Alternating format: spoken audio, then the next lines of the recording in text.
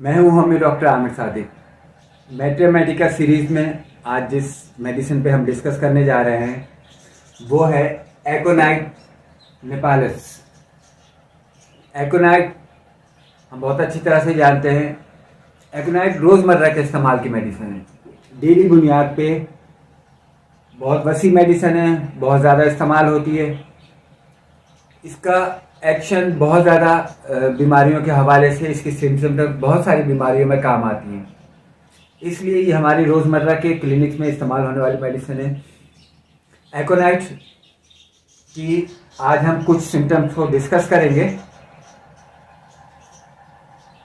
एकोनाइट सबसे पहले जो हम बात करेंगे कि ये एक मुख्तसर दौरानी है कि शॉर्ट पीरियड में इसका जो है वो मेडिसिन जब हम देते हैं तो ये बहुत मुख्तसर दौरानी तक इसका एक्शन होता है, यानी इसको हमें जो है वो रिपीट बार बार करना पड़ता है।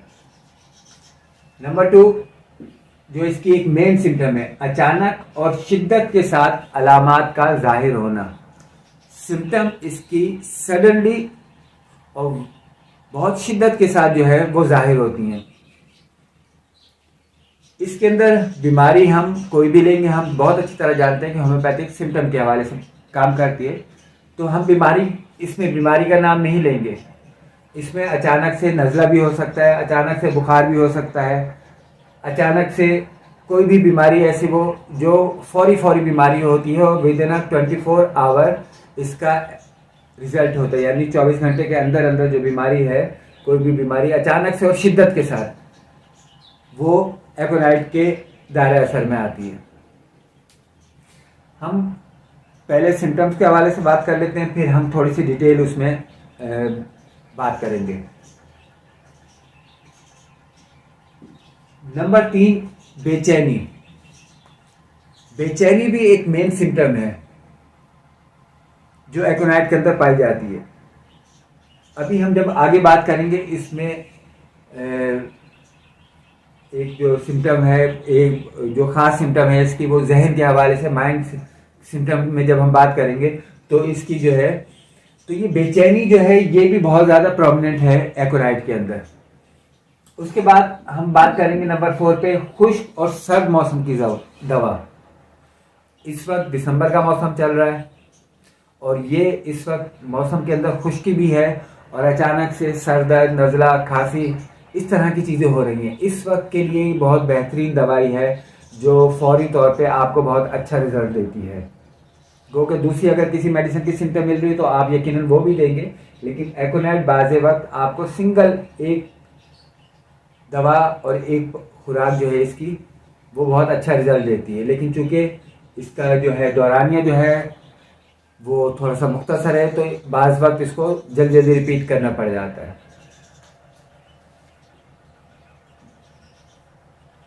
शदीद नाकाबिल बयान खौफ, मौत का खौफ।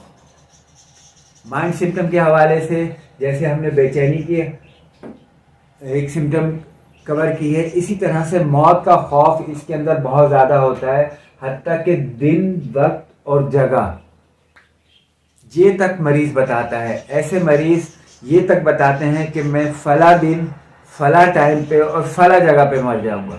मौत का खौफ इतना ज़्यादा हो जाता है इसके अंदर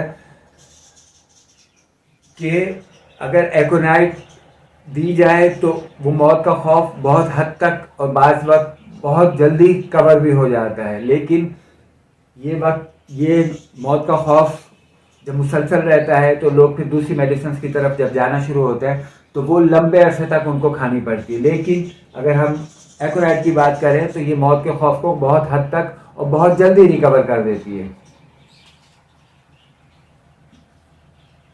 हाथ सोजिश और सोजिशी अमराज यानी इन्फ्लामेशन, बॉडी के अंदर इन्फ्लामेशन, जॉइंट्स के अंदर इन्फ्लामेशन या और दूसरी चीज़ों के अंदर इन्फ्लामेशन जो अचानक सडन हो गई हो, उसके अंदर एकोनाइट जैसे हमने पहले भी बात की तो उसके अंदर जो अगर जिस्म के अंदर बाज़ वक्त फौरी कहीं सूजन आ गई है, ये सूजन वाली नहीं कहलाएगी जो चोट लगने की वजह से हो जाती है, उसमें तो यकीनन आर्निका काम करती है। लेकिन बाज़ वक्त ऐसा होता है कि आर्निका के साथ इसको अल्टरनेट के तौर पे भी देना पड़ जाता है, जिससे ये इन्फ्लेमेशन को काफ़ी हद तक कवर कर देती है। कानों की जकी हंसी, शोर आवाज़ मौसीकी। यानी बाज़ औक़ात ऐसा होता है कि कहीं से शोर, कहीं गाने चलने की आवाज़ आ रही है, कहीं लाउड स्पीकर में कोई चीज़ चल रही है, तो वो कान इस हद तक सेंसिटिव हो जाते हैं, लोग इस हद तक सेंसिटिव हो जाते हैं कि वो उस चीज़ को भी बर्दाश्त नहीं कर पाते। और जैसा कि हमने पहले भी देखा है कि इसके अंदर बेचैनी भी है, खौफ है मौत का, तो वो उससे क्या होता है कि ये बिल्कुल जो है वो किसी चीज़ को भी बर्दाश्त करने के, और ख़ास तौर पे ये गाने वगैरह जो है इनको बर्दाश्त करना जो है वो पेशेंट के लिए बहुत मुश्किल हो जाता है। हत्ता कि अगर जो है वो थोड़ी बहुत भी आवाज़ आ रही है तो बाज़ वक्त वो भी उससे बर्दाश्त नहीं होता।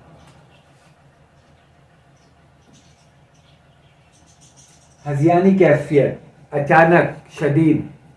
हजियानी कैफियत इट्स मीन कि एक बंदा बिल्कुल आप ऐसे कह लें कि अक्सर लोग जो है ना आम फौरी तौर पे कहते हैं कि अभी भाई खसिया गए हो क्या, बिल्कुल ही पागल हो जाते हैं।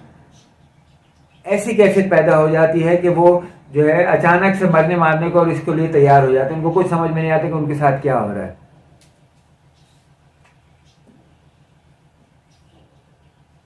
पसीना या रतूबात जिंदगी के दब जाने के बायस अलामत।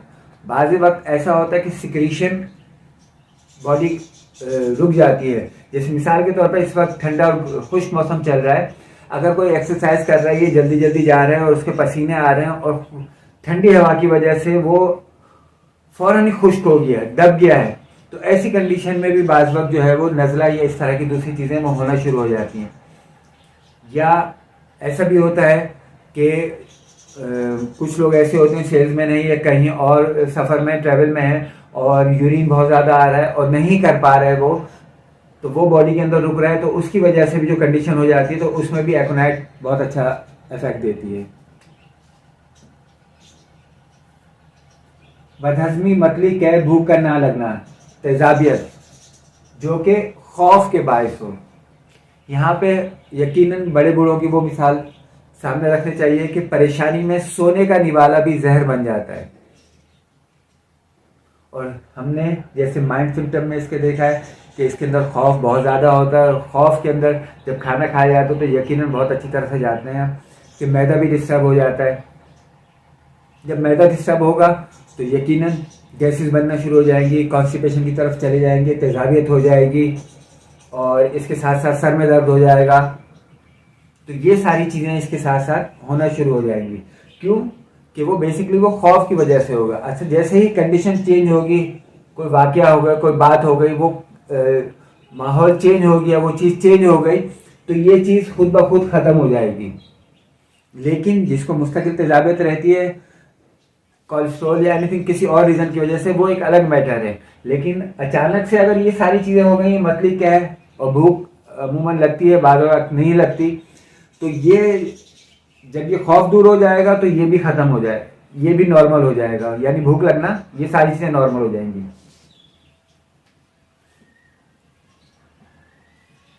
शदीद प्यास, पानी पीते ही कै का होना। अच्छा, चूंकि खौफ की एक कंडीशन एक ये मेंटली सिम्टम होती है, तो ऐसी कंडीशन में अमूमन बार वक्त होता है कि हालत एकदम खुश्क हो जाता है, तो शदीद पानी पीने की ख्वाहिश पैदा होती है। तो जैसे ही पानी पीते हैं, लेकिन चूंकि वो सडनली किसी वजह से हो रही है, खौफ की वजह से हो रही है, तो उससे क्या होता है कि वो प्रॉपर प्यास तो नहीं है, वो सिर्फ और सिर्फ उस खौफ की वजह से पैदा होगी। तो क्या होता है कि फौरन ही वो पानी जो है वो बाहर निकल जाता है। ओवरऑल अगर हम एकोनाइट की बात करें तो एकोनाइट बहुत अच्छी डेली रोज़ के इस्तेमाल होने वाली मेडिसिन है। बहुत सारी दूसरी मेडिसिन के साथ ऑल्टरनेट के तौर पे दी जाती हैं। पोटेंसी की बात करें तो पोटेंसी अमूमन इसकी 30-200 नॉर्मली ये ज़्यादा इस्तेमाल होती हैं, और कुछ डॉक्टर्स का ख्याल है कि 30 के बजाय 200 को यूज़ करना ज़्यादा इफेक्ट देता है। उसकी वजह ये है कि ये शॉर्ट एक्टिंग मेडिसिन है, बार बार दोहराई जाती है, तो और चूँकि इसका मेन जो है वो जहन बहुत ज़्यादा इसमें डिस्टर्ब होता है, खौफ में और दूसरी चीज़ों में, तो इसलिए थोड़ा सा 200 ऐसी पोटेंसी है। बाकी हर कोई अपने अपने तजर्बे के हिसाब से, अपने अपने एक्सपीरियंस के हिसाब से हाई डोज इससे ज़्यादा 1 mcm भी यूज़ करता है, लेकिन जनरली जो है वो 200 पोटेंसी यूज़ की जाती है। इस हवाले से या इसके अलावा अगर आपका कोई क्वेश्चन हो तो यकीनन हम आपके कमेंट्स के मुंतज़िर रहेंगे।